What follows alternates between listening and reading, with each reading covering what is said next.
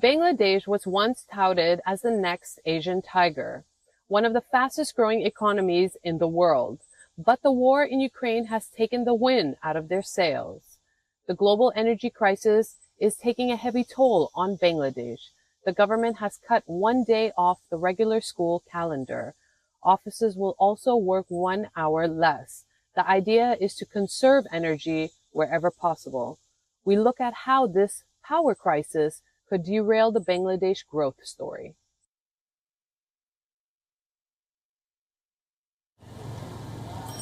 As night falls, Dhaka plunges into darkness. The faint glow of streetlights is missing across town. So is the power of heavy-duty generators. This is the new normal in Bangladesh. Long hours of power cuts and load shedding. Bangladesh's energy woes began with the Ukraine war.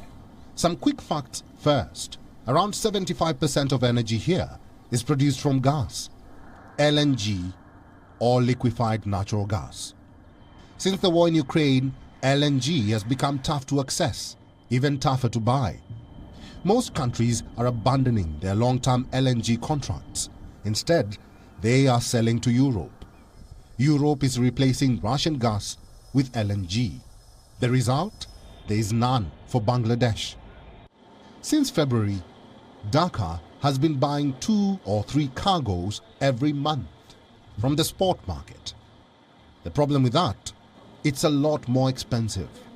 Reports say Bangladesh is halting spot purchases from August. Instead, they are cutting consumption. 1 extra day has been taken off the school calendar. In Bangladesh, most schools are off on Friday. From now on, Saturday too will be a holiday. I have a school. I haven't been able to set up a generator there yet. In this situation, the children are suffering a lot. And I have already said that I couldn't sleep. We are suffering a lot, at least from the power cuts. It was not at this high rate before. Public offices and banks will also work less. Daily hours have been reduced from 8 to 7. The idea is to conserve energy. Food and fuel prices have been rising consistently since February, when the war broke out. Last month, fuel prices were increased by 50%. In many places, there were small protests against the move. Bangladesh is also seeking foreign assistance. Their government is in talks with the IMF for a $4.5 billion bailout. Dhaka calls it preemptive, but experts are not so sure. Bangladesh's foreign exchange reserves stood at $45 billion last year. Now, just $39 billion. So there are fears of a Sri Lanka-like crisis in Bangladesh. To prevent that, Bangladesh is easing up on fuel imports. It is cutting consumption at schools and offices. But what if the power crisis hits Bangladesh's factories, especially the garment factories? The country's $416 billion economy is heavily dependent on clothing exports. But recently, the sector has hit a slump. Demand in foreign markets is slipping. Naturally, people don't want new clothes amid rising inflation. Plus, the factories are struggling with their bottom line. This slowdown is trickling down to the Bangladesh economy. The common man is feeling the pinch. I'm buying rice at 70 taka per kilogram, which used to be 40 taka per kg.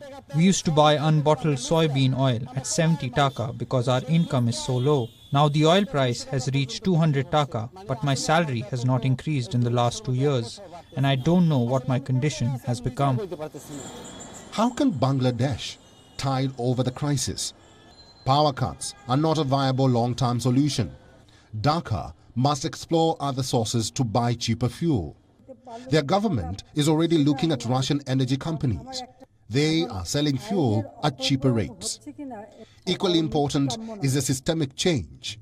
Bangladesh's economy is not diversified enough. It is too dependent on the garment industry. But to sustain the economic momentum of the last decade, Bangladesh must explore new industries. The IMF bailout could be a start for that. South Asia Bureau, WION, World is One.